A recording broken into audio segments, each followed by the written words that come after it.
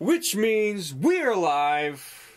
Hey guys, it's John for Cartridge Gamers here, coming at you with another live podcast. This is episode 46, and I'm joined with Jonah and Carmine.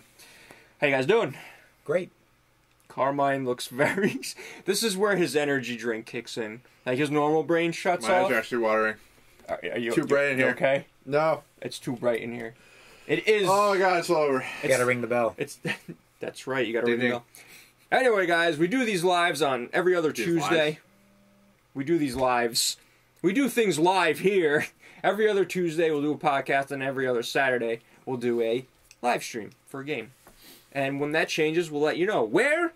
At our Twitter, at Cartridge Blast, which is actually right here. And I forget that I actually had the background going, so hold on a sec. We'll make that a little more official. Bam! There it is. I had like the random PC going on in the background, so that is our Twitter right here. Whoops. There we go. That's what happens when you do things live. So when we try new things. But anyway. We'll fix it in post. We'll fix it in post. Good call. So check us out at Cartridge Blast, and then, yeah, at our YouTube channel. So, diving right in here, let's start talking about... Yeah, actually, I had that right. What you playing? We always do this, if you're new to this podcast. We talk about the games we've been playing the past few weeks, and stuff we're interested in. So, we'll start with Jonah. What have you been playing? I actually started playing Secret of Mana again. PS4 version. PS4 version of Secret of Mana Remake. And, you know, I was talking earlier about the quest to get the girl first before you get to the player 3. Yeah. It's hard. It's very difficult. Because you go into the haunted forest, and there's arrow people everywhere. Arrow people. Yeah, and you're not strong enough. Also known as archers. No, do they like to be called arrow people? And so I haven't finished that yet, but Secret of Mana I'm getting back into. This I think starting today, the new PlayStation Plus games are out. So I'm looking forward to Mad Max. Probably Mad Max is good. Yeah. I like Mad Max. You played it? Yeah, I played it. I didn't play too much of it, but it's definitely one of those games that has like the same kind of fighting system as like Batman and Shadow of War or Shadow of Mordor, and it's a solid game. I like it. Yeah. The vehicle combat's really good too. This was based off the movie? No, it was just it just so happened to come out around the same time as the movie. Okay. But it's really its own separate thing. Yeah, I heard it was actually good. But it was originally revealed back in like 2013 or 14 when the PS4 came out. And there was a lot of skepticism about whether or not that game was ever going to come out. And it actually came out. It reviewed pretty well. But I think it was just it like dropped in a time frame when there was a bunch of other stuff coming out. But overall, I liked what I played of it. I thought it was awesome. Yeah, I remember a couple months ago there was a flash sale where it was for sale for $5, and I was upset I missed it. Did you try the last 2 free games? Bloodborne? Did you play Bloodborne? I had Bloodborne. You cheated and beat that game. I beat that game. But did you try Ratchet? I downloaded it. Ratchet's really good. I haven't played that yet. I was really happy with Ratchet. That was another one of those like remakes that's like up there with like the Crash Bandicoot remakes. Yeah, like it was a solid Ratchet and Clank. Yeah, the Ratchet and Clank game. Yeah, that's pretty much it for me. What are you playing? That was it. You're only playing Secret of Mana. Secret of Mana. You weren't playing anything else. I mean, I jump in on Fighter Z, but not that not that much this week. Anything else? What about last week?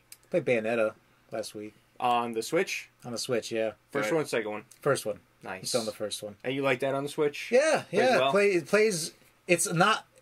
It's a lot smoother than on the Wii U. Because there are some points where it seems like it slows down a bit, but that's not the case here. Although the visuals haven't been slows down from like a frame rate. Yeah, it's not they didn't upgrade the visuals at all. It looks the same. It's just smoother. Yeah. Oh, okay. Yeah. Well, that's cool. I mean, so come on. What are you playing? Did you play Destiny? That's what I was getting at. I played Destiny for 5 minutes, and I played 5 minutes. Yeah, I played 5 minutes, and I logged off. Okay. It threw the game out the window. I'm gonna go last. You go, John. What are you playing? Did you beat Mario yet? What is this? I got to the Mushroom Kingdom. So you guys know. Oh, so you whether or not where you are. So okay, yeah. I mean, really. So was I right about the high point? Yeah. It's funny you mentioned that because for those that haven't played, it's not really a spoiler, but let's just say at one point you get to like the New Donk City, which looks like New York City. We talked about it last week. Yeah, we talked about it last podcast, but or 2 weeks ago. When you get through that, when you get through that area, it's, I mean, what they have you do in that area is really cool. It's different than the rest of the game, which is actually really nice. And then by the end of that, gets a nice little like throwback for Mario, and it was a good time. And then afterwards, it throws you back in like the normal stuff. But yeah, I mean, I don't know. I think it was because it may have took me a while to beat the game because I didn't have a chance to sit down and play the whole thing. But honestly, by the end, like, I didn't even want to beat the Mushroom Kingdom. Like, I was like, like, I thought I was at the end. I was like, okay, I get it. It's a great throwback to Super Mario 64. You can actually purchase the Mario 64 skin, if you will. Spoilers. Like clothing and stuff like that. Did you buy the skeleton skin yet? No.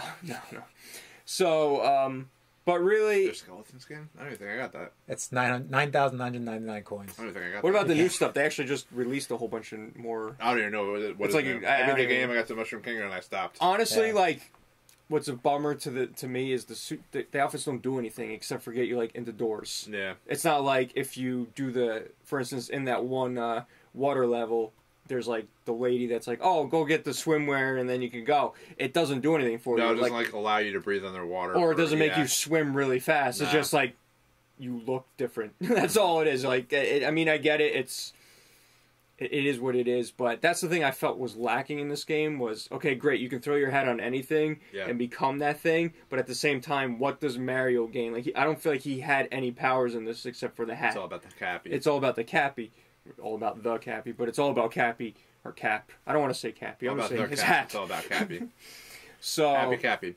So like, for me, like, said that once. it would be cool if you can actually, like, purchase... the raccoon suit or something like that, and actually use that, help you out. I mean, I get it. It's all about the hat. Again, that's the story's based on this. Like, whatever the new thing is. Yeah, but it just was a bummer where when, like, for instance, you get the snow level, you get pretty much just this jacket to go into the door. It doesn't do anything for you. Like, it'd be cool if it gave you, like, some sort of powers or something. I don't know. When I first started playing it, I was really hyped about the game. I still think it's a good game. But like I said, I think it was because it took me a while to get to the end. But by the end, I was like... I'm done. And there's a area before the last battle where it's like it's surrounded by lava, and you're like... If you die during the battle, like, it sends you, like, at a ridiculous amount back just to get to that spot again. It's like, why would you make me do this stupid stuff just to get to that spot again? I pretty much got to the last world. I'm not going to spoil it, but like not the Mushroom Kingdom, the one before that, before you actually beat the game. Yeah. I got to the last world, and I was the last. Like, I got there, and I was like, I don't want to go and explore any of this. I know I'm right there at the end. I just want to finish it. That's kind of how I unfortunately I ended up getting same idea. Like, the only reason I beat it was because I wanted to beat it. It wasn't like I want to keep playing because I want to keep playing. It was like, let me just get through this game finally. And like I said, I thought it was a really awesome Mario game. It was something new. So I like the fact that you can become all these cool little things, and there's so many hidden moons, and there's so many. It's like one of those things I was telling Jonah. I think I told you, but it's one of those things where the game's tricky, but it's like just right where it's not too frustrating and it's not too hard. I mean, some levels it's just, by the time you get to maybe the fourth world, you know where to find the moons without even, like, you know what to look for, you know where you're going. Like, nothing's like, oh my god, I didn't think about that. So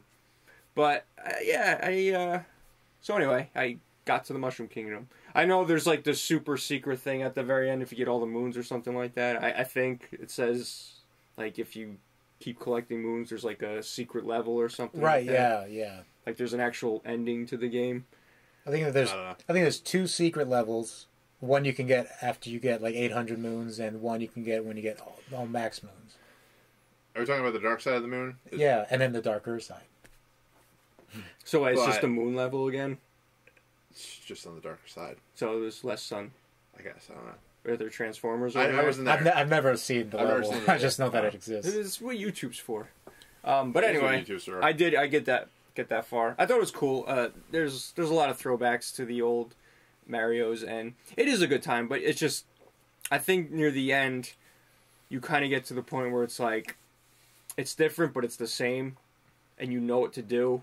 It's not like, I don't know, it doesn't really get that much harder.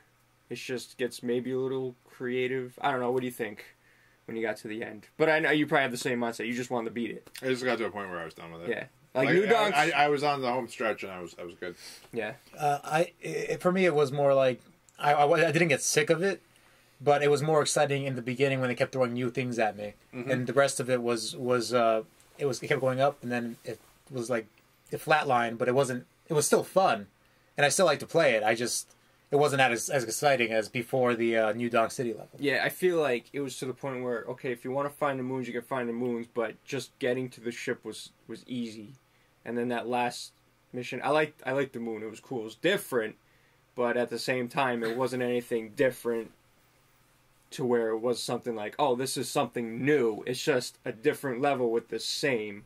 Mm-hmm. You know what I mean? Like, it's like, let's look for moons. But you know where to look already because it's not like they're hiding them any harder. You know what I mean? Does that make any sense? Yes. So, but anyway, if you played it and you liked it, I mean, like I said, it's a good game. It's definitely a good game. I would recommend it, but for me personally, by the time I got to what is, I guess, the regular ending, without going deeper into it, I just wanted to beat it.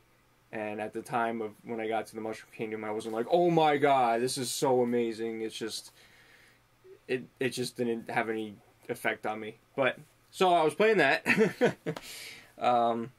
We played Far Cry 5. Yeah, we did. We live streamed that last Saturday, so check that out. Check that video out.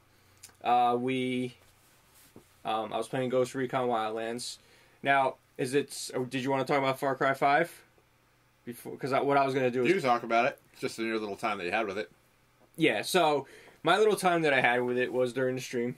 Mm-hmm. I compare it, for me personally, to playing Wildlands, just because it was kind of like, I don't know, that kind of open world-esque feel to it. So, the one things, like I was saying in the stream itself, that I didn't like about the game, personally, from the little time I played of it, was the loading screen was one, and the fact that the bad guys all looked the same. Like, the minions, I would say, or the... Yeah, they didn't look very interesting. They had different classes, pretty much. Yeah, they all looked the but same. they all looked like the one... It was like you had the bearded class, and then you had like a bald guy class or something like that. Yeah. I know, you would recognize there was them. archers, and there was... But it looked like they're using the exact same models. Mm-hmm. Like, when these waves come, it was like the same guy was attacking you over and over again, so... Yeah, they can't be bothered to make that many grunts. I mean, at the end of the day, you throw a beard and long hair on anybody, they could look like anything underneath all that hair. Exactly. Seems realistic to me. I could tell he had freckles under there. It's just under all that scruff. It's just a popular look down there. In the south. Down there? In the south. We're talking about the face area, Jonah. I don't know where you've been looking. But what happened when I walked away? Many things. It's very... It got dark. I guess so. So, I enjoyed what I played, but if I'm going to play the game, I'd prefer Ghost Recon, just because I feel like there's better gameplay style to it. I know. Wrong.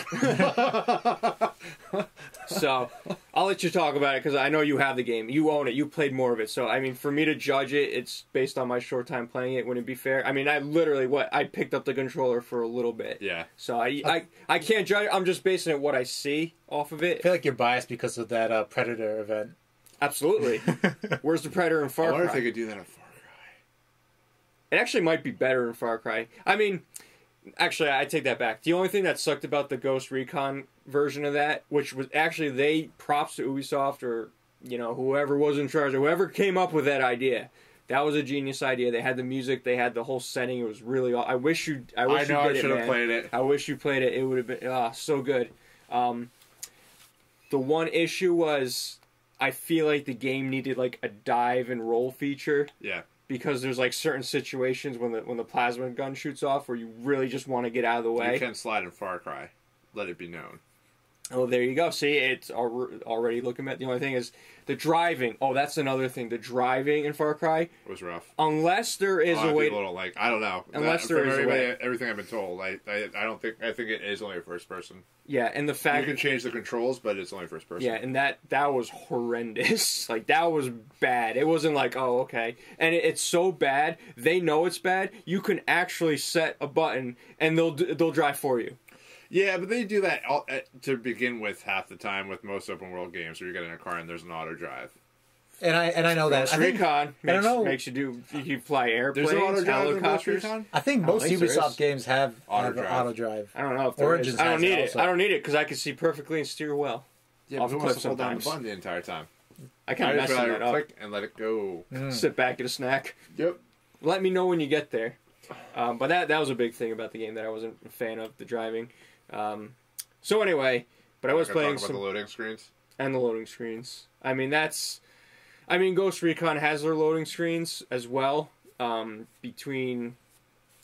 it's not really mission. It's like when you die, but I feel like Far Cry was a lot longer.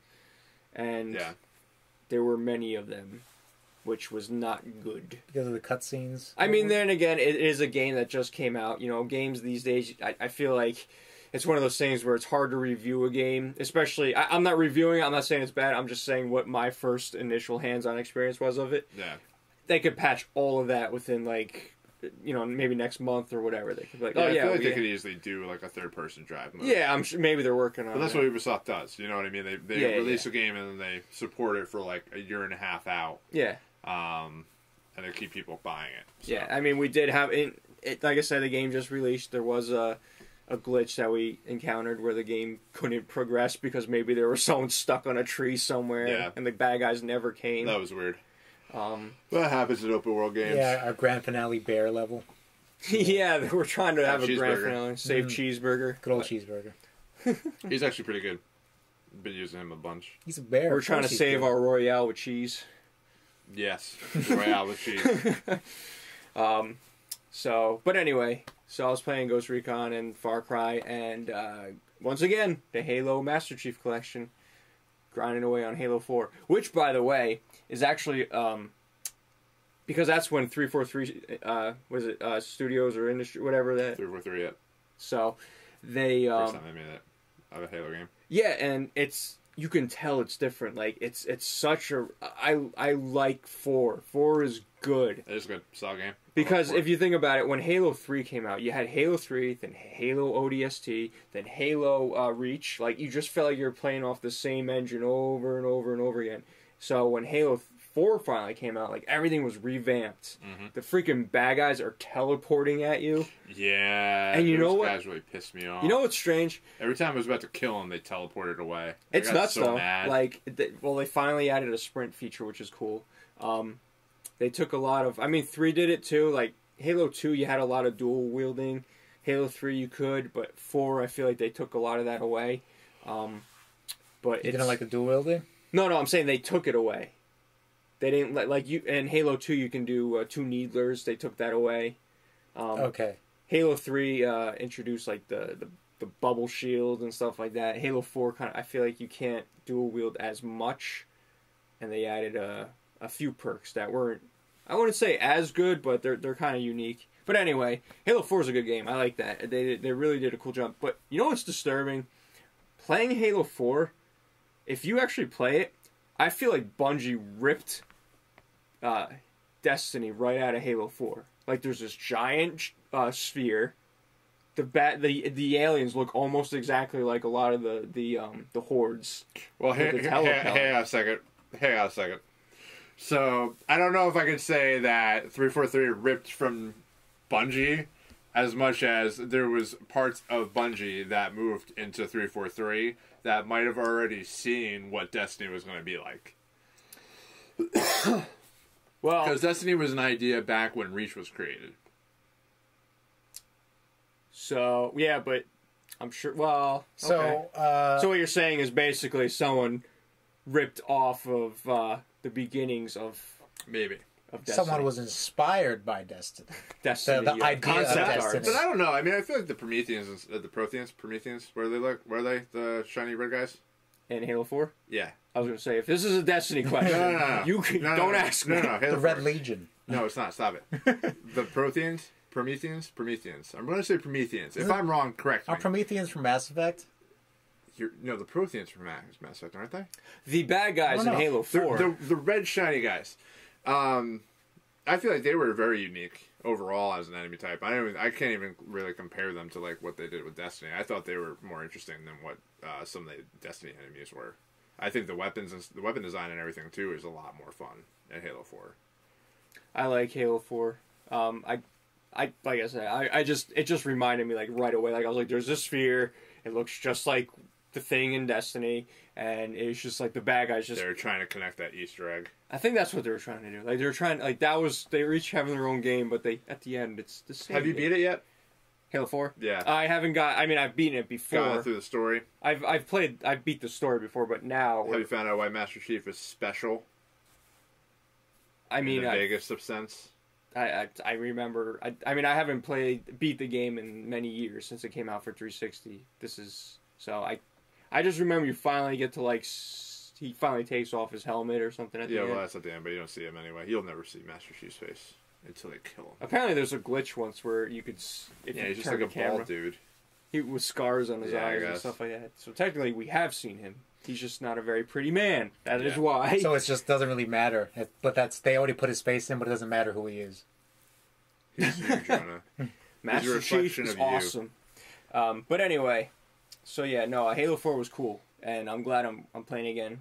Once again, co-oping with my wife, so she's getting really good at these games. She started with never playing video games to really holding her off her own. That's where it all began. Are you guys doing the hardest difficulty? Hell no, man! You crazy? Legendary. I would be sleeping on the couch forever. No, you just have probably one less controller. It's true. It's true. Or it's non-TV. No, it's we're playing on normal, which is good. I mean, Halo 4 really stepped it up.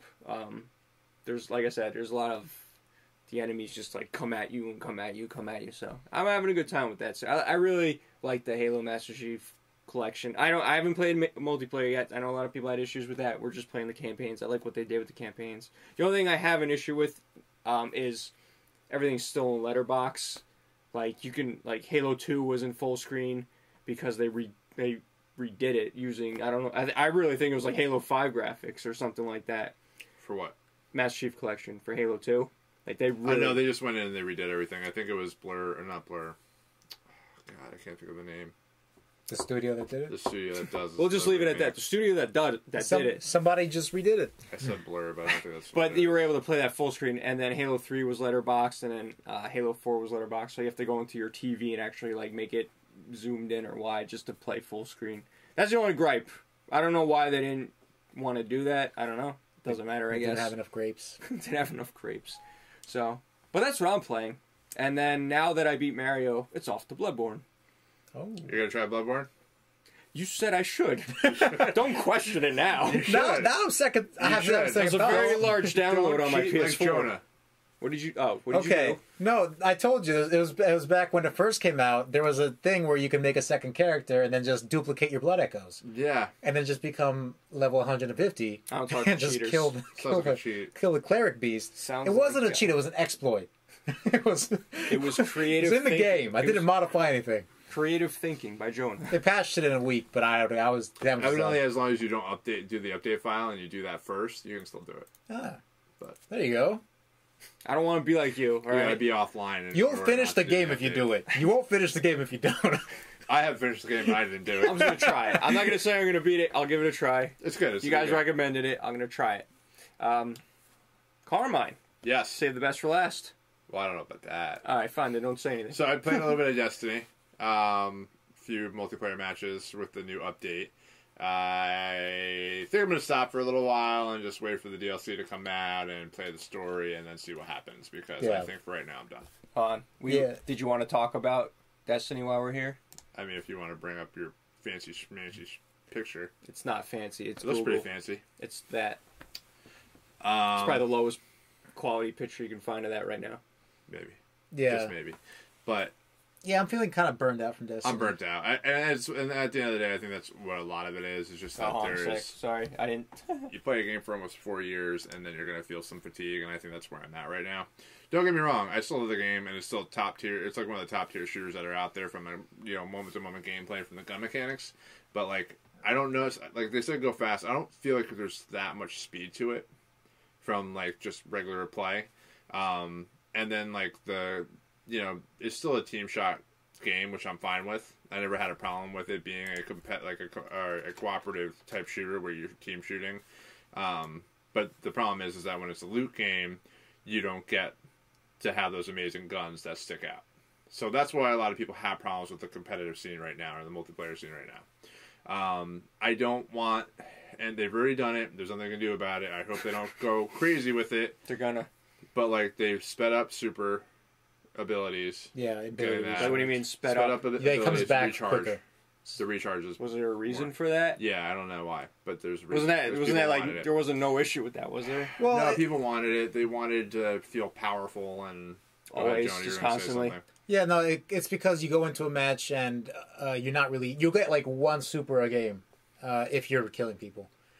This way, I'm pretty sure even if you're doing badly, you can get a kill. Isn't that like you can get like 2 or 3 times? Like there's people that are popping on super 2 or 3 times. Yeah, but they're the people that are getting like kill streaks. Yeah. I thought that was like a whole part of being strategic about it, like playing Destiny 1. When you're going to use your super. Yeah, because me in Destiny 1, like I remember just starting out to play the multiplayer, like I would nerf the super and then that was it, and then like I would shoot it, and if you miss, then the next, you know what I mean? Like it's just. But you still, like, the problem that's facing is that you still have all these powers, the recharge faster. It's one of those things that now you have the faster ability recharges. You also have the heavy ammo that has lower cooldown time, so you have more heavy that's strewn throughout the map. Yeah. So it's just like too much. Like for me personally, I just feel like it's too much. So it's making the games a little bit more exciting to the... It's exciting. Yeah. But at the same time, like, I still don't feel like I need to change my weapon layout. Like, I could still run with a rocket launcher. All they did was give you one rocket instead of the other one, but you have other heavy ammo recharging already. Yeah. Mm-hmm. So, I don't know. Can you ride that rocket like in Fortnite? No, you can't. Well, then I think throw the game away. I think the biggest change was the buff to pulse rifles, though. Yeah. Apparently, Vigilance Wing is the new broken weapon. Yeah. There's always going to be a broken weapon. There's always going to be a new meta. That's just the type of game that it is. Yeah. But it's one of those things too. Like they added the strike scoring now to the Nightfalls. They added some Nightfall exclusive guns to each of the strikes, which is cool. It's awesome. But I don't know. I don't know. I think I'm fatigued, and I'm going to leave it at that. But I am going to play the new DLC because I paid for it. Yeah. Did you pay that for it in advance, or did you? No, I paid for it as a part of the bundle. Season pass. Yeah. Okay. But don't get me wrong. Like I enjoyed what I played of Curse of Osiris. Like I enjoyed the fact that I was grinding for the different weapons and everything like that. Like I enjoyed going for the forged weapons. It gave me something to play and grind towards. I enjoyed my time with it. I enjoyed the campaign was okay. It was fine. # respect your time. Yes, respect my time. But I enjoyed what I played. It gave me something to chase after. But like I'm a little disappointed. Like I never actually got to do the raid lair. Like I've never experienced that still, and I don't know if I will because the clan is just quiet.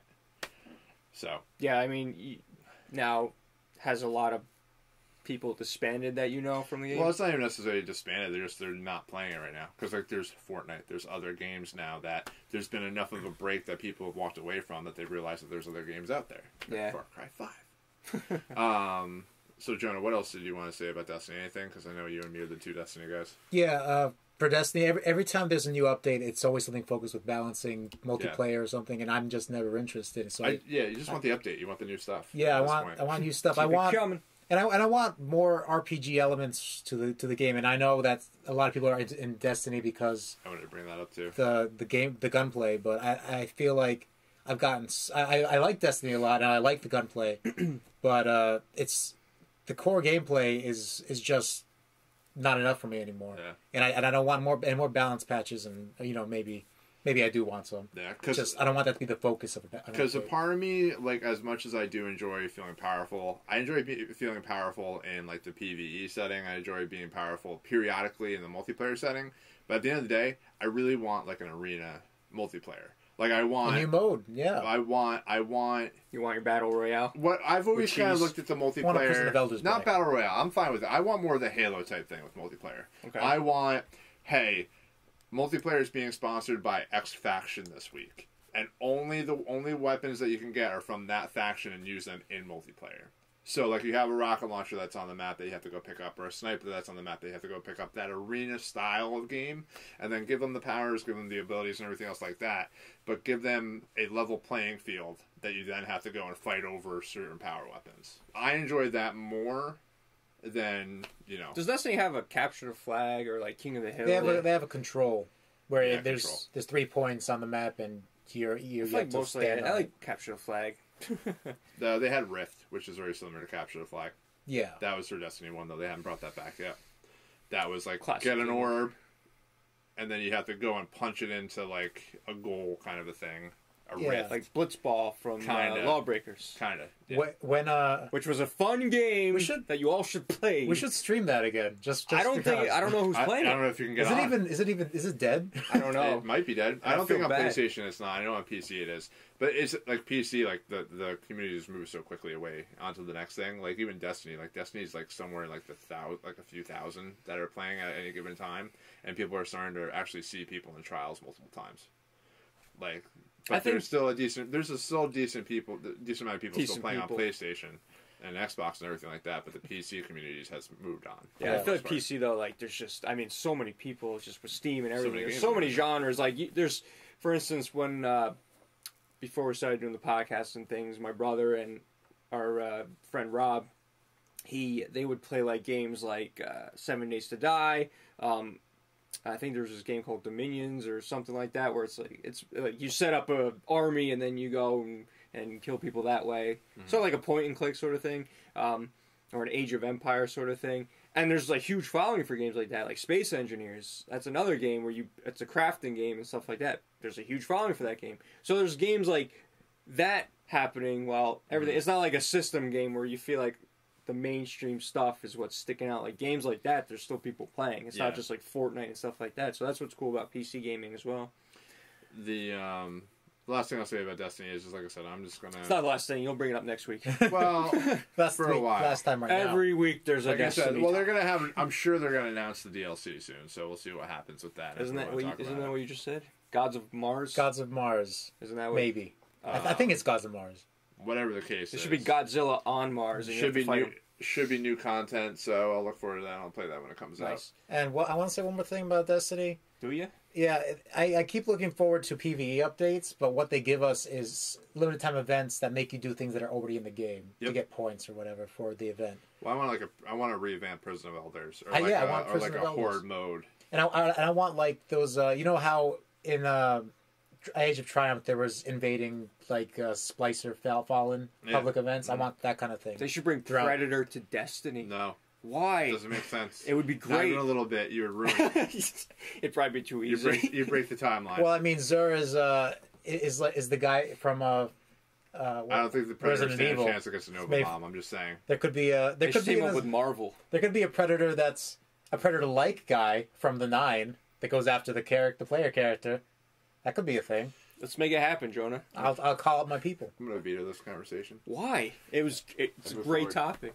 So, and then alright, so after Destiny, did we talk about Star Wars Battlefront last time? I guess not. I wasn't playing that then. No, I think you just said you got it. Yeah, I picked it up for like $11 pre-owned, so EA got none of my money. you're talking about Star Wars Battlefront 2. Yeah, now how do you like that? I didn't play the multiplayer, so I can't really talk about that yet. But the campaign was fine. Again, I think we've talked about it before, just speculating, but now I've actually played the campaign and I know. It's one of those things that they should have spent more time focusing and building the main character and less time trying to shoehorn in Leia, Han, Lando, and Luke. I mean, like I said, I always go back to the original Battlefront 2, where it was just like, all the characters were obviously in the game, but it was just, the story wasn't involved. It was just basically going through the story of Episode 3 into Episode, the original trilogy, and that's how you do it. You do it from the side of the stormtroopers. Yeah, but it's not even that. This is supposed to be happening as, like there's a battle on Naboo that was never talked about that is in the game. And you're playing as Leia. Just happened. So it's just, like I said, it was some of the stuff was shoehorned in. I get it, though. Like, those are the big characters and everything else like that, but there was also a Resurrection DLC that came out that actually added to the story. I didn't finish it yet. But overall, I liked the game. I was really excited at the beginning of the campaign, and then towards the end of the campaign, I was just like, okay, it's fine. Like, it's fine. Yeah. But it's nice that the microtransactions are gone. Yeah, so they unlocked all the characters in multiplayer. They still have... Are all the microtransactions done? I think there might be some cosmetic stuff, but nothing that'll affect How many gameplay. heroes did they have? Like, the actual... Was it the same as the original Battlefront 2, or was it... The original... I don't know how many there were. I mean, I know... You have, like...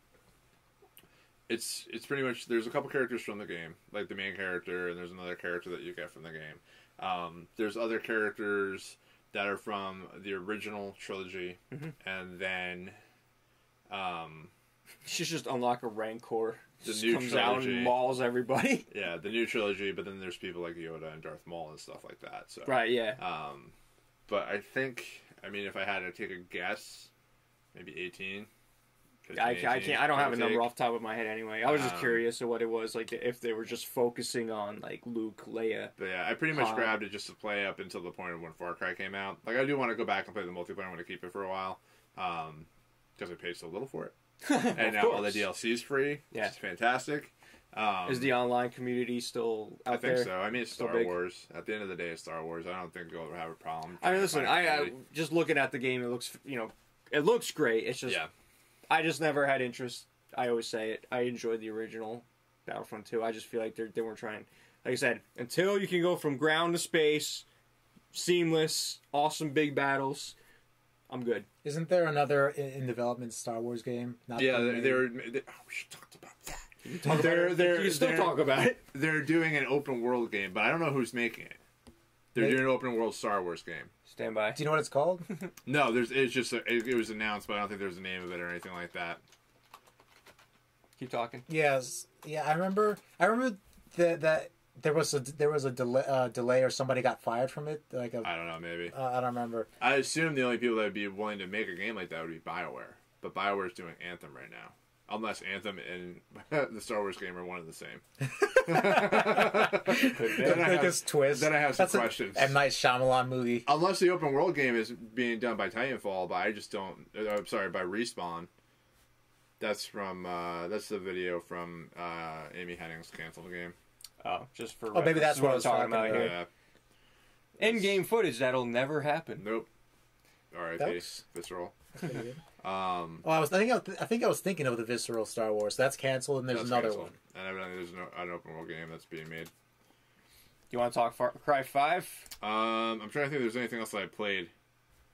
No, I think that was pretty much it. Battlefront and Far Cry 5. Bam.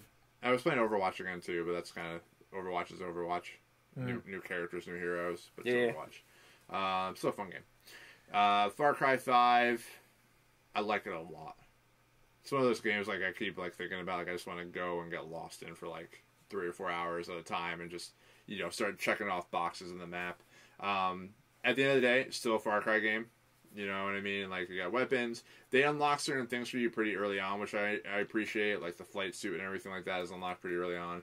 You get a skill tree and you get a certain amount of unlock points, but they don't they only restrict you, I think, on like 1 or 2 that you can unlock until you progress through the game.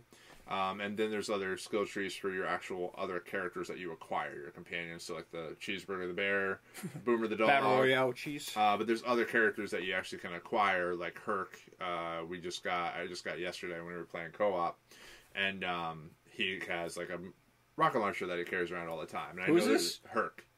Did we see him? No. Oh, okay. It was just me playing. I was like, I don't remember a rocket launcher, man. Yeah, but then there's other people that you can get who actually flies planes, and he'll actually help you with any kind of aerial assaults, or he'll take out any kind of jets or fighters or planes or helicopters that might be after you. I saw him in the trailer. I remember that. Yeah. So there's just the world is huge, it's a beautiful world.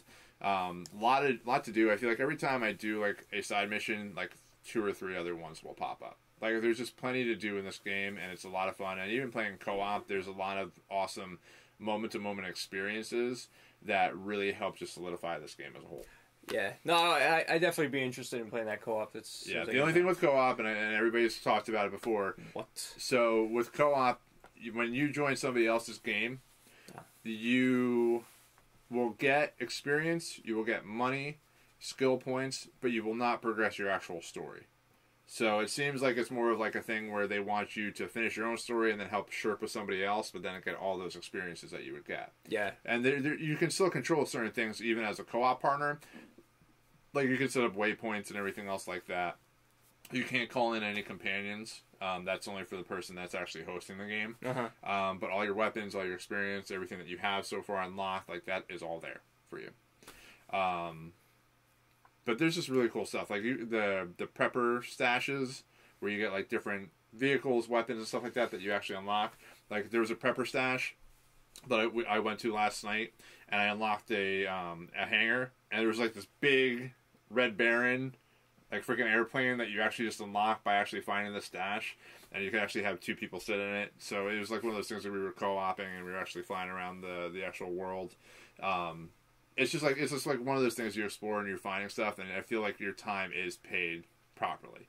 Like you're unlocking different weapons, you're unlocking different vehicles, unlocking different characters. Everything kind of serves a purpose. I enjoy the stealth elements of it. I love the fact I can use a bow and arrow and a knife and take out an entire enemy camp. But there is certain things that get really annoying because you have planes that will constantly just stay on your ass the entire time and just try and kill you. The helicopter. You'll be trying to sneak in stealthy, and all of a sudden you'll have a freaking badger attacking you. Wolverine. like it's just like stuff like that. But that's all part of the charm of the game. Like all this stuff is happening in the world, and it's really impressive technically to look at. How's that story treating you? It's fine. I mean, it's a Far Cry story. You know, like it sucks to say this, but it's like one of those things that you don't really come for the Far Cry story. At least not anymore. I don't think. Like Far Cry 3, your character was a little bit invested because you're trying to save the people that you crashed on the island with. So I felt like it just kind of led to a little bit more interesting of a story and characterization of who you were. Yeah. This one, I guess, again, I'm very early on. I haven't even beaten one of the lieutenants yet. I've been so distracted by everything else and just enjoying the game overall, but I'm slowly going to start knocking away the story so I can start jumping into co-op and not having to worry about it. So, and then finally, arcade mode.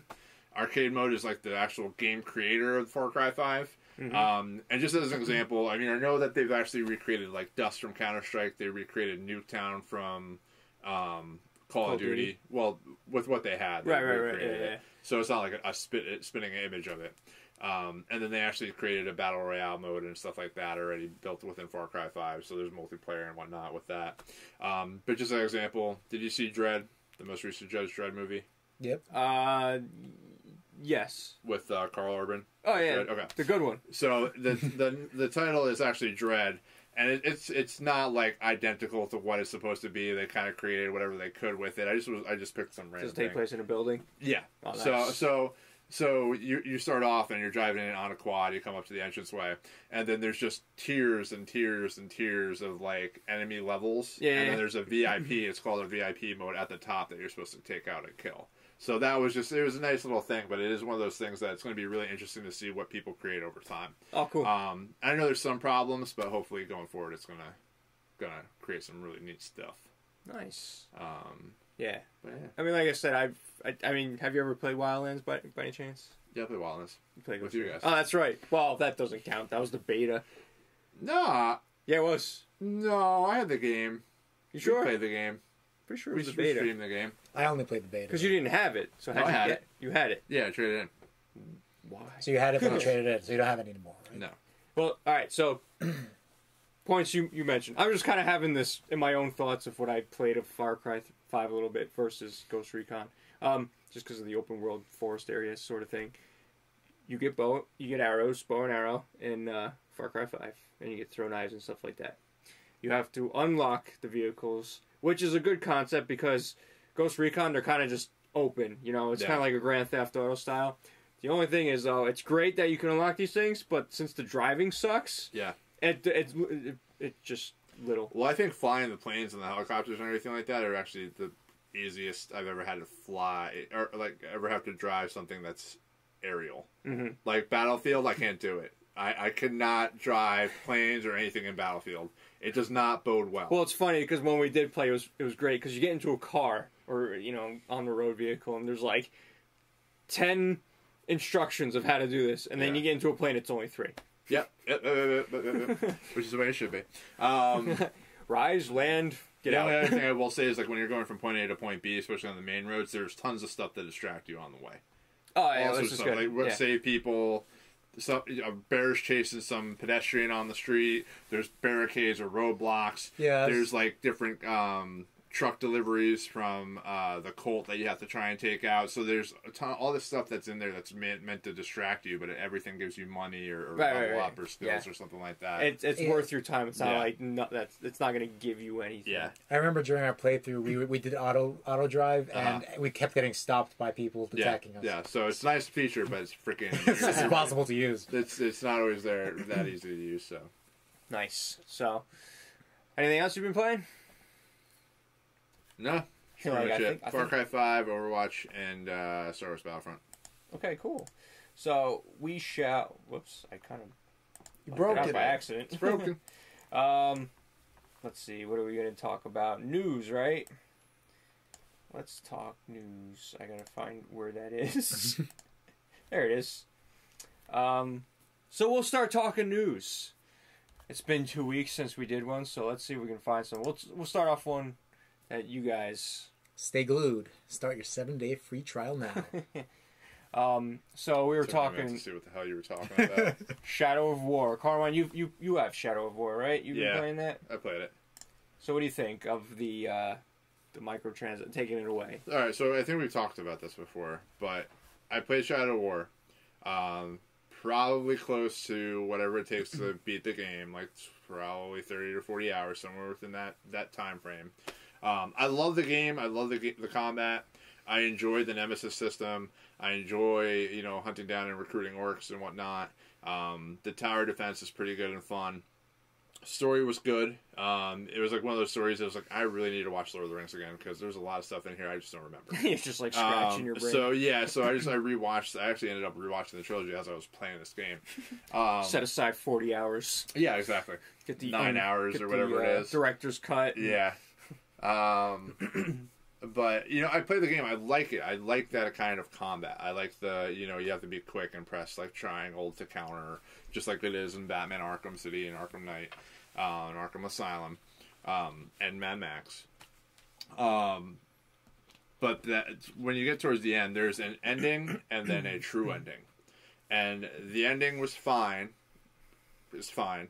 The true ending I looked up later online, and then I was just like one of those things. I kind of was taken back. I was just like, I see where the grind is now. I'm not going to do that grind. And a lot of this grind was kind of meant for you to kind of be pushed into buying transactions, like buying different orcs to defend your towers or whatever the case may be. And I watched the ending, and I was just like, what? I'm glad I didn't waste my time trying to grind for that because that ending was good. But it wasn't anything that I was like, oh my god, I was blown away. It wasn't worth the effort it would have taken. No, I don't think so. At least not in my opinion. But the game overall was fantastic. I enjoyed it. It was like, for me, it was like a solid 8.5. Just because from a pure gameplay standpoint, the world was really cool. Like I said, the combat is awesome. But with them removing the microtransactions now, I almost wonder, like, did they change the end game? Because that's what it is. At the end, it's really the end game that gets you to the final ending. So I wonder if they made it a little bit more approachable. I also wonder if the reason why they're taking out the microtransactions was they're probably looking at, like, trophy data, and they're probably seeing that, all right, well, there's a high percentage that finished this, but we lost them as soon as they finished that part of the game, and we had to give them the end game. So I have a feeling that it had something to play with it, and I'm assuming that they won't do it again. So bad on you, Monolith. You've learned your lesson. I think it's been a... I'm sorry, Jonah, go ahead. No, I was going to say that their official reason is that it breaks immersion. Yeah. By having the game having to do so much with making these rivalries with these orcs. Yeah. When all you got to do is buy them, and that choice being there takes you out of that immersion. Yeah, because there's so much stuff that, like, at the end, like, you had to go and have them pretty much train. You had to have them go and participate in, like, Coliseum combat to try and level them up in this end. I'm not wasting a goddamn minute in that place. I had to do some of that stuff to build up my captains in order to attack certain fortresses. But like, I wasn't gonna sit there and grind and wait for these guys to level up so I can do the next mission. And each of the sections have their own fortresses to defend. So there's like 4 or 5 fortresses that you'd have to go and grind. I'm like, no, I'm not doing it. No way. Yeah, ain't happening. No way. I mean, I feel like there's people out there that really enjoy things like that, but I feel they don't respect their time. They don't respect it. They don't respect the damn time. And that's what it's like for us being adults. It's hard to find that time to do that. You know, you sit down to play a game, like, it's not like, well, you know what? This is what I'm doing today. It's like, nope, I got between this and this time to play this game. You don't want to sit there and just, your game experience is grinding. I mean, like I said, some people do that, some people don't. I don't know. Do you think that's shame on the game for doing that, or do you think that that grind is kind of part of that game experience overall? Well, my biggest problem with the microtransactions in this game were, like, the loot that you acquired, where it was never really anything that I felt like, you know, what was worth it. Mm-hmm. Like, you could still level up your stuff, and it did give you some cool stats here and there, and gave you some strengths against certain types of orcs.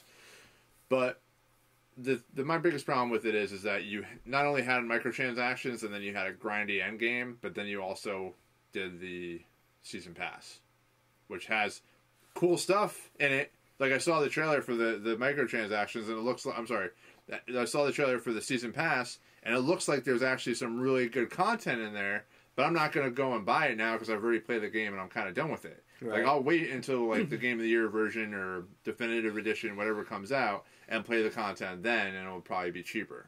But there's, like, the Season Pass does seem to have a storyline that kind of continues or fills in gaps of the regular game. Yeah. What I was going to say was, now do you feel that, I like DLC, it's far from microtransactions. You know, DLC's been around for a long time. But I'm just saying, like, how do you feel about a system where you can either grind and get that DLC for free or pay for it? If you hit certain requirements, you can get into the DLC. Like, I don't think, I know this is kind of going off topic, but DLC, I feel like it kind of like, it forces you, hey, you still want to play, give us money. And I get it because they put time and effort into these. But I'm paying for the content that I know I'm going to get. Like, again, and this comes down to the loot box thing. The microtransactions were built on loot boxes with this, and this is the entire industry backpedaling away from loot boxes. You're seeing it with Battlefront 2 right now. Mm-hmm. You're seeing it with Shadow of War right now. You have nothing but cosmetic microtransactions in Far Cry 5. Maybe at one point there was a loot box or a loot system or something like that, or a loot box system. But maybe that's why it was delayed originally, to pull all that stuff out. Mm-hmm. So it's just like one of those things that I just... this doesn't surprise me, but for this type of a game, I feel like it's too little too late. And I'm assuming they're probably feeling and being hurt by sales numbers because they are pulling this stuff out. Right. And they're probably seeing the same kind of a thing, and reason why, like the DLC, I think, is out already. So they're probably seeing that their DLC numbers are nowhere near where they should be, and they're probably looking at it and be like, this was tainted by microtransactions. People didn't want to continue on with the game. Mm-hmm. So they're trying to drum up some positive press. Yeah. I feel like oh, that game was a thing. I feel like, and they're doing this good thing for the customers now. Yeah. I feel like microtransactions in the sense of, you have to finish it are done now. It's just going to be, like you said, the cosmetic stuff. Yeah, I mean, I'm fine with the Season Pass because you're getting story content. You know what you're kind of buying for the most part. But, like, I do, like, for Star Wars Battlefront, though, I understand why they had to do microtransactions because they had to pay for the development of the other multiplayer maps. But at the same time, like, I don't want to have to pay for a Season Pass for multiplayer maps. Like, it just splits the actual community, if anybody's playing your game, to the point where it's separated between people that have the multiplayer map pack, people that don't have the multiplayer map. Yeah, I know that's been an issue since Halo 3. But that's the reason why they were probably so ambitious with what they wanted to do with the microtransactions. But at the end of the day, they should have known better for Star Wars Battlefront anyway. Yeah, especially nowadays. And look at microtransactions again. It's just you got to keep it cosmetic, and you got to keep it so it doesn't affect the game overall. Just like Destiny 1 did. Like I said, I think I brought this up last week or 2 weeks ago. I wouldn't remember. You tunes out. In Destiny 1, you bought the emotes. You put in the currency. You paid for your real world currency. You got in-game currency. You paid for your emotes that you wanted. That's it. Destiny 2, you have to buy the loot boxes to get the dust, and then in order to save up to get what you actually want, if it's actually there for that time. Plus, I think in Destiny 2, it got worse because events like the winter event were based around the microtransactions. Yeah. So that hurt the actual live event. So what we're seeing in the industry is just a giant step back from all this. The only thing that... Especially when you look... I'm sorry. I'll let you finish in 1 second. I just want to say, with Ubisoft, real quick, with Uplay, if you play all their other games and you do things in their games with achievements, you get Uplay points that actually give you certain content in other games. So, like, I've been playing Rainbow Six Siege. Uplay understands I've been playing Rainbow Six Siege. I have an entire Rainbow Six Siege outfit in Far Cry 5 for free. Well, there you go. Because I bought their other game. Hey, thanks for playing. So, have a little gift. I remember I used Uplay points when I was playing Rayman Legends. It gave me a lot of those. Oh, yeah. Those free lums. But they do it for every single game. Like, you can get, like, there's certain t-shirts and stuff like that you can unlock by just playing the game. Yeah. I feel like... Or playing other games within Ubisoft's portfolio. Yeah. I feel like for me, fighting games, DLC is disguised as microtransactions. Because fighting games are screwed. I mean, that's the only way they like, can you look really at do it. Like, Dragon Ball FighterZ, right? Yeah. You have to pay $19 for Broly. Broly... Wait, is it not for Broly and Bardock? It's 2 characters. Yeah. There might be some other stuff. But you get, like, I guess you might get another story or something like that. I think right now it's just 2 people. Is it like you get 2 now and 2 later and then $19 gets them all? I don't know. I'm not sure. I haven't looked at it. I still think that's crazy, though. I mean, to be honest, I'd rather have the option to grind or do, like, the Snake Way or beat certain whatever on a hard mode, and that was the way to go anyway. How much are the season pass? Like 40, I think, for like Mortal Kombat and Injustice usually, and each expansion is 4 characters. Mm-hmm. So it's like one of those things that is it 4 characters or no? There's 4 in total. I know. I think I heard there was going to be 8 characters as DLC for Fighter Z. I'm not sure about that though. But the season pass we have now is $20. Yeah. I think. So maybe there's going to be 2 season passes, 4 characters each. But we only have the first one to order right now. But yeah, the characters thing is that like it really should be like they shouldn't be anything more than like $5. Like when he breaks it down, like each individual character shouldn't be anything more than $5. Can you look up real quick what the Injustice Fighter Pass is or whatever? Injustice 2 Fighter Pass. I think it is $40. Fighter Pack. So there's 4 packs. Just look up Fighter Pack. $20 for Fighter Pack 3. That was Fighter Pack 1, Fighter Pack... This one just came out, right? Yeah, Turtles. Oh my god, I can't think of the witch's name. Enchantress. There's Raiden. Entrenched. There's Sub-Zero. Yeah, like there's like stuff like that. Yeah, like depending on what the price point is, like freaking ridiculous. Yeah, it says here on Google for Microsoft Store.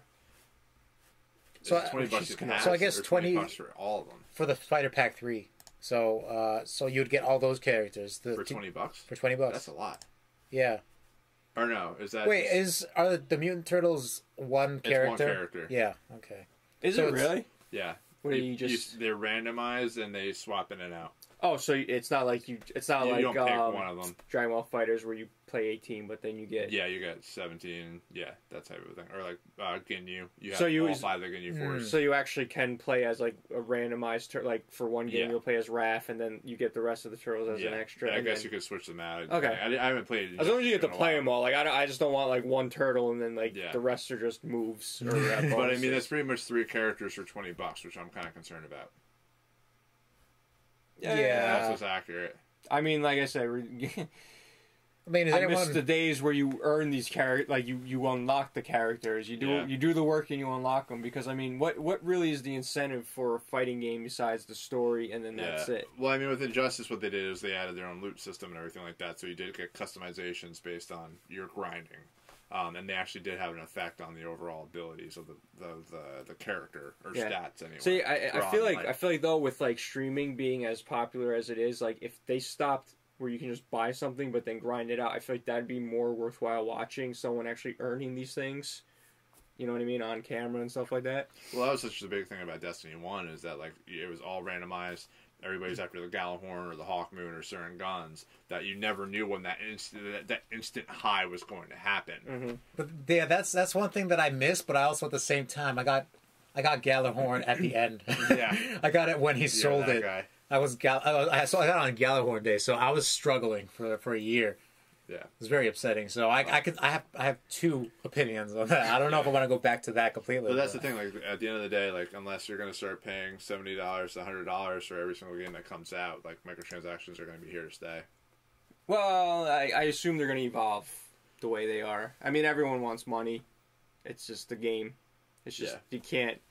Like for instance, we just had we were talking about that one game. What is it called? With the wine something. Anyway, where water tastes like wine. Where water tastes like wine. So basically, this game only sold 5,000, but it's a really good game. Less than 5,000. Less than 5,000. What is it called? Where water tastes like wine. Where nipples. What? One of the. Where tastes like wine. It's. I'm getting there. It'll figure it out. It's hard to do this and. Anyway. Just look up news. Hit the news tab. I hit the wrong tab, Carmine. I know you Am I in trouble? It should be down there somewhere. Yeah, commercial disaster. Where'd you see commercial disaster? Go back. Right there, top stories, comic book. Right here? Comicbook.com. Or that's where you saw it. Yeah, I got a comic book. All right. Just want to make sure that there's no ads that pop up before I let the world see this. All right. So, yeah. So this game, we're talking about just money. You know, everyone needs money. Now this, unfortunately. There it is. They said it was a good game, and then only sold 5,000 copies. It's an indie game, right? Yeah, it's an indie game, and it was getting a lot of buzz when it was being shown off during the big shows. I'm not sure which shows it was. Do you remember? It originally, I guess, debuted in the Video Game Awards in 2015. Oh, wow, yeah. Really? Yeah, I got some decent coverage from IGN and other media outlets, too. And it looks interesting. I saw a little bit of gameplay in the trailer. It looked I like the art style a lot, but it got less than 5,000 copies. The guy spent a lot of money to make it. He's made zero from the game. Yep. Yeah. There was no. Yeah. He hasn't even broken even yet. Yeah, there's no chance. So, but this kind of ties into even the big games because they're always looking for a profit. You know, continuous profit. The microtransactions, DLC, things like that, to try to keep people playing their games, keeping people paying for games. Because this isn't like the 90s anymore, where even early 2000, this is a multi-billion-dollar industry where everyone wants a piece. Mm-hmm. So it's you know, if your game doesn't do well, no one's gonna play it. Well, it comes down to two things, I think. And the two takeaways I would look at this story for is, one, are we hitting oversaturation of indie games or indie developers? Have you watched the Nindies? Well, I'm just saying, like, that's the thing. Like, it's a matter of now it's everybody. Like, don't get me wrong. Like, I'm fine with independent developers. I'm fine with the smaller games.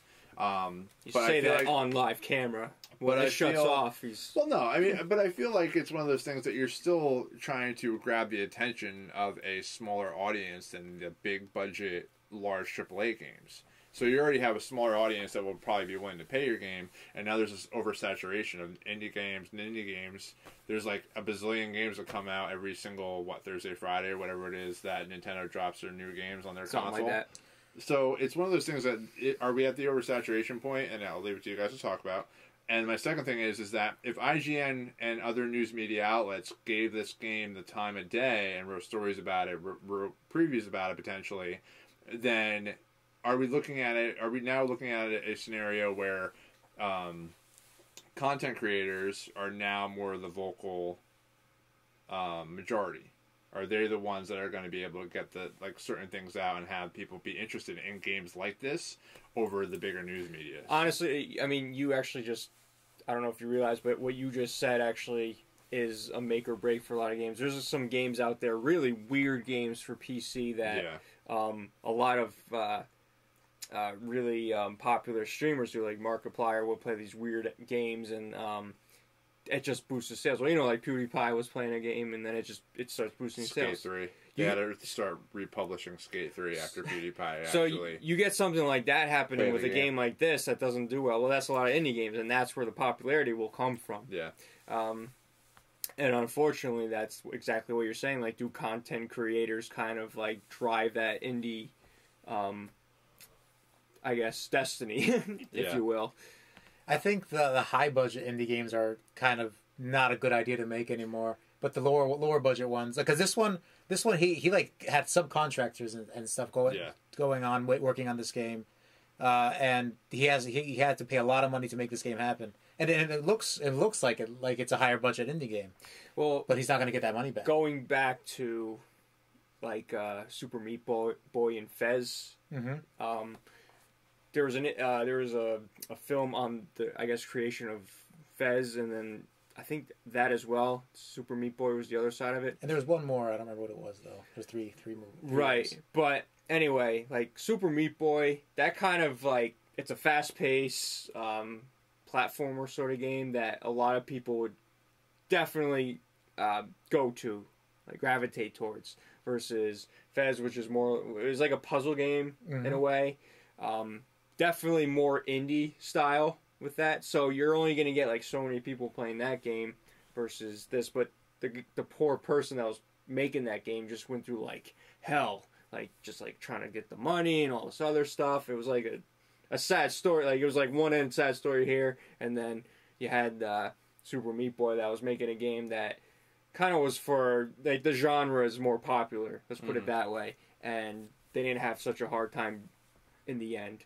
But it's one of those things where, you know, these indie developers, yeah, it's great that you want to be artsy, but at the same time, you know, you gotta know the risks. Yeah, I mean, everything's a risk if you're going to be putting a game out there by yourself. Because there's, like you said, it's oversaturated. Anyone can make a game. Go on Steam. I mean, they've been cleaning up, but, you know, go on Steam maybe a year ago. There's so many games that are like $1 or free that are horrible, but it's just... You'll have, like, Asteroids clones with, like, the worst, like... coding. Go buy a Sega Flashback HD and play those extra games that they put on, like Pool and stuff like that. You have to know what your audience is going to do. Like, I get it, you want to be artistic, but... And unfortunately, like, for instance, we bring this up because the actual developer's kind of... I want to say he's complaining. He's just kind of... I would too if I was in a situation. I mean, it's a shitty situation. Like I said, it's one of those things that you take a risk and it didn't pay off. I mean, there's a lot of things to think about too. Like, you know, you do have a lot more indie devs that are on like the big stages of E3, but there's only a certain amount of money that Sony or Microsoft or Nintendo are going to give to these indie developers to try and publish or market these games. Mm-hmm. So, like I said, but it seems like everybody that leaves, like every time that you have a studio that closes down, a big studio that closes down, you have these little other indie developers that break off and start making their own things, which is fine and it's good, and they can be creative how they want to be creative. But at the end of the day, there's so many at this point. Yeah, and that's my biggest question: is that can they sustain this going forward? Right, and unfortunately, it's the same thing happening in film as well. It's just, for instance, any like the Marvel movies. They're specifically they're talking about Black Panther did so well, it overshadowed like other good movies that no one saw because it was all about the Marvel. Not saying that those other ones were indie movies at all. I mean, they were Hollywood. You know, one of them was Red Sparrow with Jennifer Lawrence. Jennifer Lawrence. You know, she's a big name. But I'm just saying, you know, it's the same sort of situation. People are going to want to see what they want to see, like the big stuff, like the good fun game, like Destiny. When Anthem comes out, people are just going to jump on that. So, yeah, you gotta know what your audience wants, and it's just going to be the same thing. Like, is like Hollywood changing as well? Like, it's only going to be about the Disney. It's only going to be about Star Wars and Marvel, and then you're going to have these other movies that don't get the same attention. I mean, it's just it's a strange world. Or I don't want to say strange. It makes sense, but you know what I mean. It's like a changing environment. It's evolving, and you look at like what happened with Fortnite. and the popularity that game has, yeah, who could call that?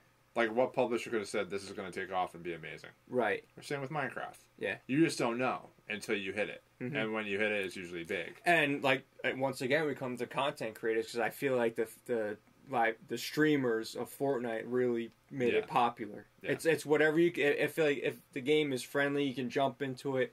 If it's streamable, which is now a word, and it's now probably something that's talked about during what qualifies as streamable? That's a good question. Depends. Because it's one of those things that they're going to have to learn going forward and see what they can do to make it streamable. I feel like a game, though, it's unfortunate, but this is how it's going to be. It's going to be whatever content creator or personality is behind that game, or playing that game. I would say behind it, but whoever's playing that game, whoever's endorsing it, pretty much. And it's not on purpose. It just happens where, hey, if we're really popular and we just happen to start playing a game and we keep playing that game, people would want to play it just to try to play with us, and then that'll branch off into people playing the game just because, and then it just grows and grows and grows. And Fortnite makes all this money and it's free. That's the same. So, or well, Battle Royale. They won't be having articles like this. No. But I'm just saying, it's just like what you just never know until it happens. Yeah, changing environment, that's for sure, in the gaming and film industry. So we'll see what happens going forward. There might not be as many indies coming up. I mean, I don't know. Different. I think this is going to keep increase. The amount of indies coming out is going to keep increasing because as those studios do keep breaking up, people are going to want to make indie games, and they're going to make their own studios, and some of them are going to be really good. Yeah. You know, they're going to. It's basically like we said. It's a gamble, really. Yeah. It's just going to be a give and take. Like, yeah. The competition between all these indie games is going to bring out some good ideas, but a lot of them are just going to fall flat. And the last thing I'll say about this too is that you have to look at it from an expectation standpoint. Like, the indie games aren't going to sell gangbusters, like millions and millions and millions of copies, but they might sell a few 100,000 or maybe 80,000, 50,000, whatever the case may be, and they might break even or do better. Because they're on such a smaller scale of what's expected of them. Yeah. So they could still continue to do indie games after indie game after indie game as long as they're able to maintain their sales goals. It's so funny how we've managed to go from Atari in the 80s to where anyone that knew the code can make any game. Mm-hmm. Use your imagination. Pretend that it's good for a little bit. And then, I mean, some games are really good, but you know what I'm saying? Like, it's just, and then anything's sellable. Yeah. Now it's like, well, if it doesn't have a battle royale mode, no one's going to stream it. So many battle royale I'll modes. invest if there's a battle royale mode. Yeah. Not like Dragon Ball FighterZ is doing well because it could go. They're going to add a battle royale stuff mode like that. Yep. Everything. That'd be crazy. Battle I would play that. Smash Brothers is the original battle royale mode. Yeah. Oh, absolutely. That's for sure. So, hey, Tom Clancy Ghost Recon Year 2 begins next week. Yeah, I don't know what's coming up with that. Like I said, I'm still playing the free version of the game. I didn't invest into anything. Oh yeah, you don't have any other DLCs. Yeah.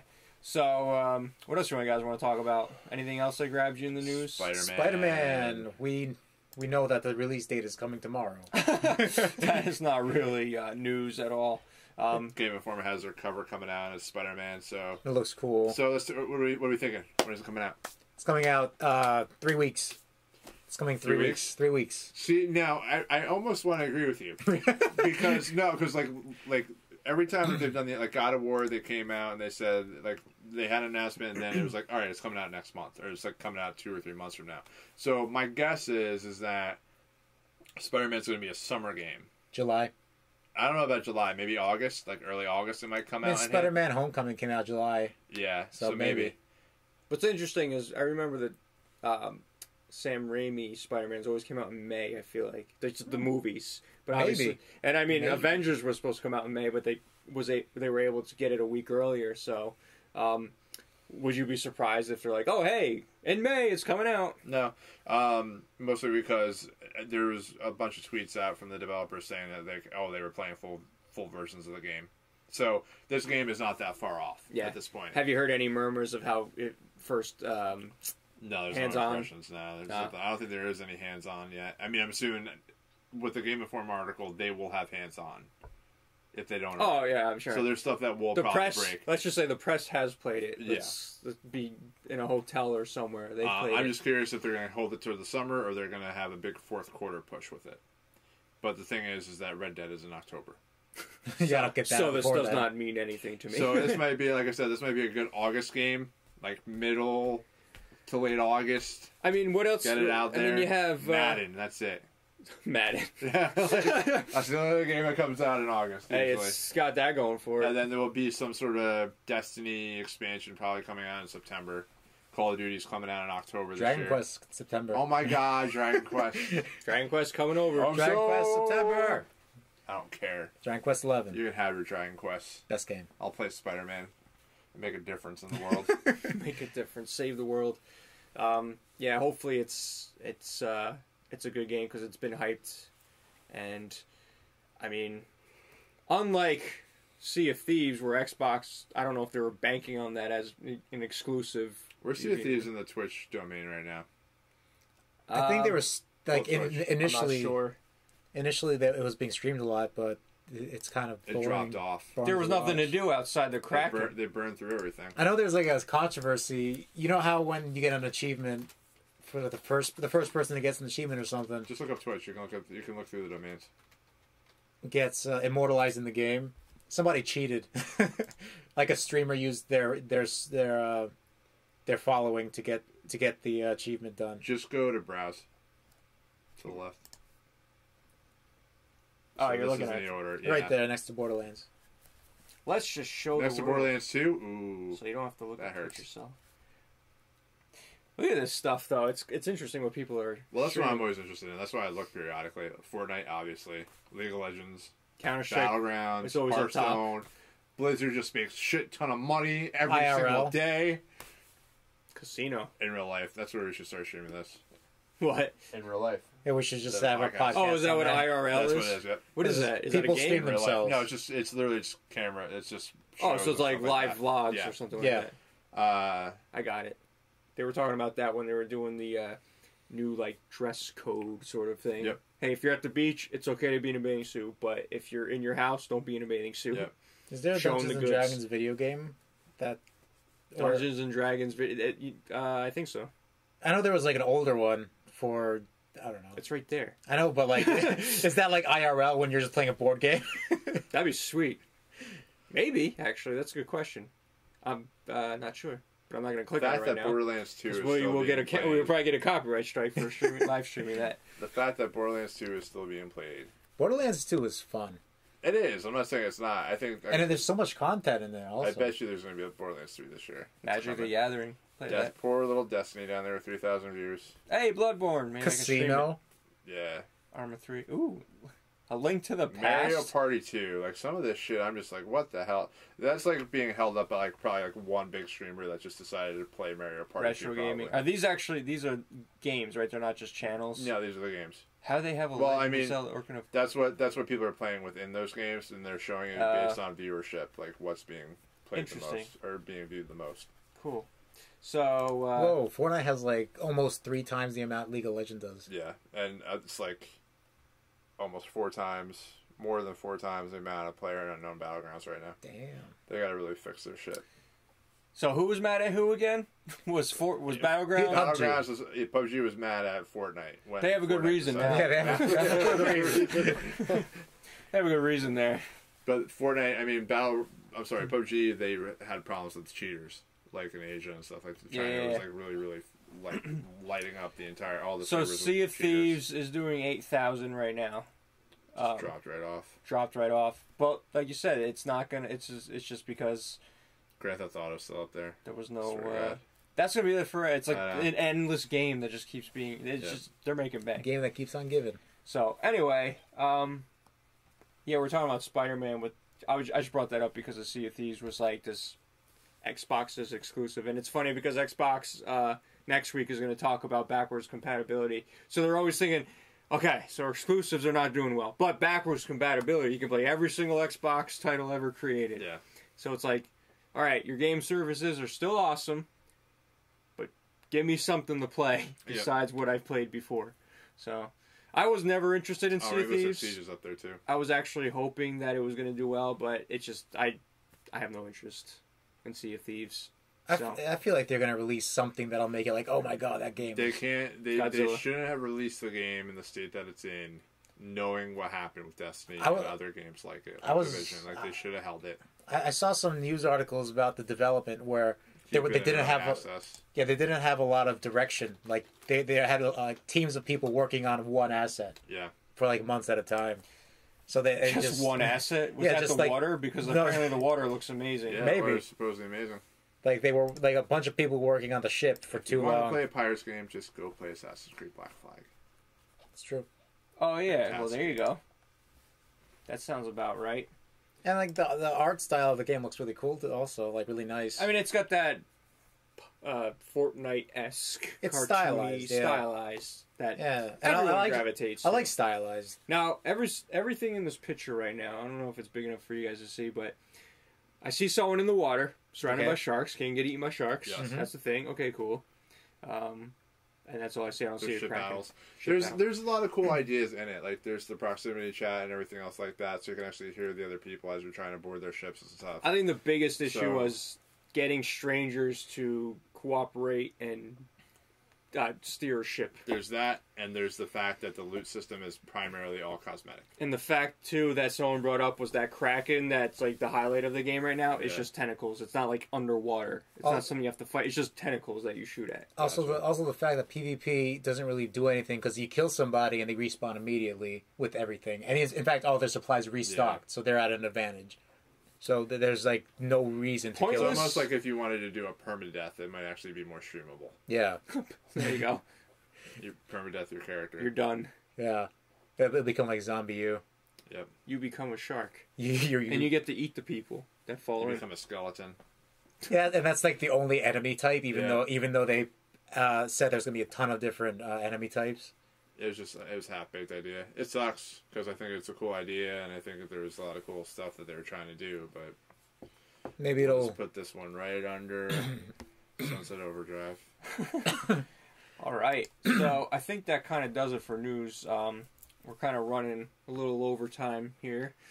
I mean, we could talk VR real quick if you want. That just dropped to $300.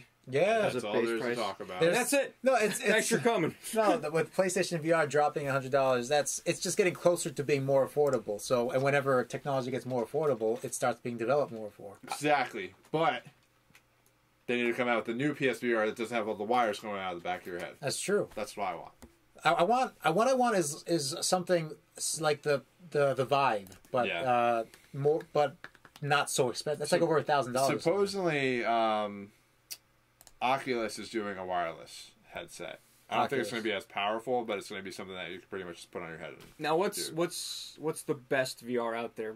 Sony, the Vive. The Vive. You can see your surroundings like slightly in your VR headset. You have all these.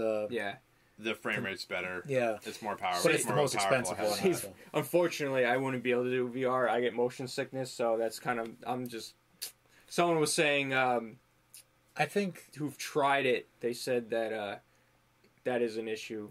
Yeah, but I think that's something that VR companies are working to fix. You know, John, we should try it, and then we'll stream you throwing up everywhere.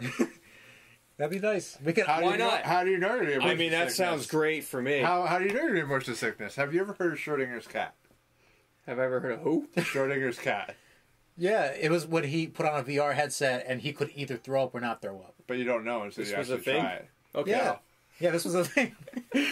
You know what I'm talking about. I know what you're talking about. I have no idea what you're talking about. It's when there's a cat in a box. Cat. Cat in a box. And he's either dead or alive. You don't know until you open the box. Because he exists. So he exists as both being dead and alive. Great story. Yeah. This is fantastic. Yep. Well, if you want to live stream that, that's fine. We'll do that. We'll put a tarp around you. Yeah, that. We'll tarp the room off. We'll IRL stream our VR experience. Joe's gonna go ahead and buy it. Honestly, if we do try VR, we should do Resident Evil. That's probably the one that I probably won't get sick because I'd be too like, oh my god. It'll be the redemption stream from the last time he tried it. Yeah. I love bringing that up. It wasn't a stream we were recording, but we messed up. Good thing we didn't stream that. Well, we would have known if there was an issue if we were streaming it, because nothing would have been there. So, all right. Anything else you guys want to talk about? News-wise, newsworthy? Nope. I think that about does it. That about does it. Dragon Quest is coming to the West September. Dragon Quest VR is also coming. Jonah's all about that. Hey, you know what? I'll be for that too. Bring it over. We'll stream it. I'll bring it over. We'll stream it. It's an RPG though, so I don't know how streamable it is. Do what we talked about. Play for like a year. Get good. Play for a year. And then bring it over. Play for a year so you can get past the beginning phase. Yeah, get past the year-long tutorial. Upload your save file. And then we'll do that. It'll be fun. Just to watch it. Mm. And it's like Final Fantasy 15. The game's awesome. That's an enjoyable RPG to play. Yeah. Yeah. I haven't played it. It got a bit linear later on, though. Yeah. I gotta play Monster Hunter World. Oh. You just remind me of something that I meant to say when we were talking about Destiny 2. Monster Hunter World? Bungie, right now, is sitting in conference meetings trying to figure out how they're going to make Destiny 2 more like Monster Hunter.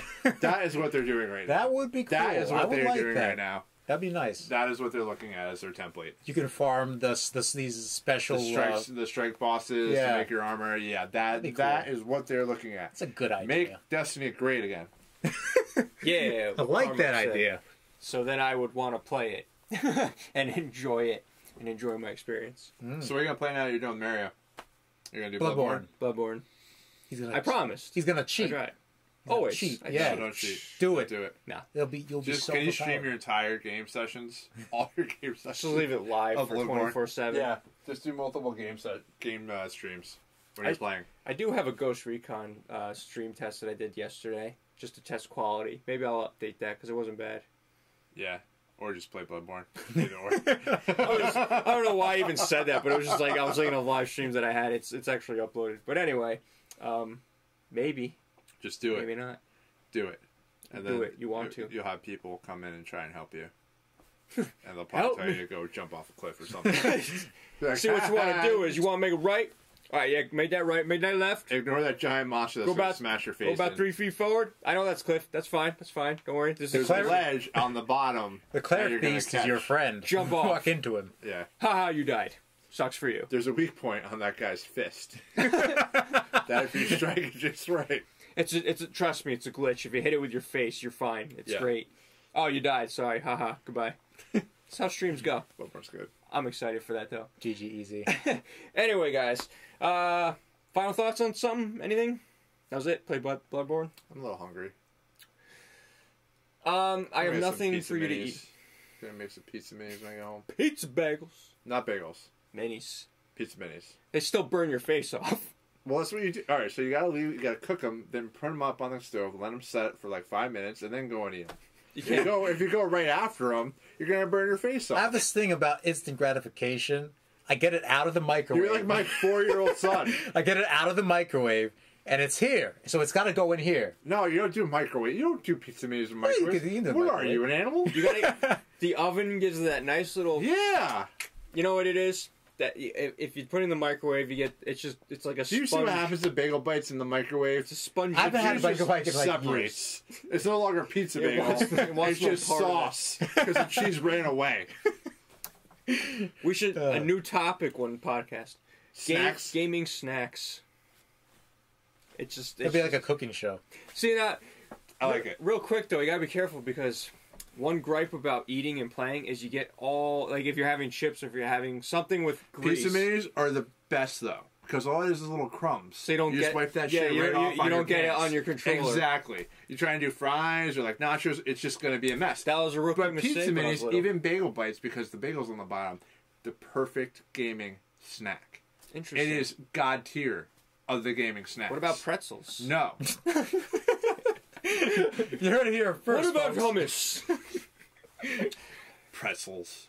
Amateur hour. I thought you were into pretzels. I like pretzels, but it's not my go-to gaming snack. Pizza bites or bagels? Bagels. Either or. Pizza bagels. Well, bites I feel like would have a little... I'm sorry, bagel bites or pizza minis. Pizza minis. Interesting. Don't look at your watch like we got other stuff to do. So I was like, actually, I have a organic food stream coming Conference. up. I have next an I organic food conference I have to go to. I'm a vegetarian. I'm a vegetarian. Interesting. Anyway, what's your gaming drink of choice? Mountain Dew. Monster? It's probably Red Bull if I had to choose. That's true, you do usually have Red Bull. Not a sponsor, but if you would like to. It's one of those things that's not a good thing. I feel like there's a subliminal message in Red Bull commercials where it says we'll give you wings because all the characters grow angel wings like you're dead. So I feel like it kills you. I don't know eventually. if that's subliminal. It's just in the commercial. It's just telling you. Red Bull gives you wings. Well, they're not saying That's it. their They're not slogan. they're like drink and then you will die eventually. I don't drink coffee, so I drink that. Drink too much, your heart explodes. Just fact of life. It will give you wings. It's true. Or bring you straight to hell. Whatever you want to do in life. You know, whatever you did before that point of dying. If you believe in hell. Sometimes we just die, and that's that. Yeah, sometimes you go to HFIL. That's right, if it's dubbed. Or if it's edited. If it's censored. If it's not censored, that's the word. Took me a minute. I'm there. You had to think about it. I got it. That's an old anime reference. Anywho. So yeah, guys, that was episode 46 of Cartridge Blast Podcast, live. If you guys enjoy this, please let us know in the comments down below. This will be on our channel afterwards, so if you missed it and you're catching it later, good for you, and welcome. This will also go up on iTunes, SoundCloud, or any other app of your choice. And actually, we are looking into maybe migrating out of SoundCloud and trying to find a better podcasting. Oh, are host. we? We really haven't talked about that since I brought it up the last time. We're thinking about looking into it. But the one you mentioned, I could not find it in any top 10 anywhere. It's new. It's I mean, new. It's a little hyped for new, I would say. I don't know, man. Anyway, but if you guys have an app that you're using, if you're watching this, let us know, because we're looking. I mean, as of now, we're not paying for it, so I think SoundCloud does allow unlimited eventually if you pay, but we're kind of... Most services do. You have to say, pay for. There's tiers. Some of them have tiers, some of them have unlimited right away. Tears. I know, you cry all the time. I have tears because we're still in this outro. It's not really an outro yet. It's we're not even there yet? It's the beginning of the outro. Jonah, wake me up over there. Okay. This is the mid-sponsor. So, anyway, you can find that on, like I said, SoundCloud, iTunes, or any other app of your choice. And that'll be up probably by Thursday. So, if you want to listen to it on the go, re-listen if you're not watching this. Because if you're watching this now, you might not want to re-listen. But if you do, pass it along to your friends. We appreciate that. And also like and subscribe. You can smash that like button if you want, but we wouldn't recommend it. You'll probably break something. Just devastate that safety like button. first. And as Carmine would say, make sure keep our updates Ding, ding. fresh. Hit that bell. Ding, ding. So they probably didn't hear you because that's what. Ding, ding. All right, that was obnoxious. But if you hit that, it'll send you an email or an alert when we're going live, or tweet or something like that. So anyway, guys. Thanks for watching and or listening. I'm John for Cartridge Blast Gamers. I'm Jonah. And I'm Carmine. Stay awesome. We'll see you next time. Peace. You alright? He hurt me. Why?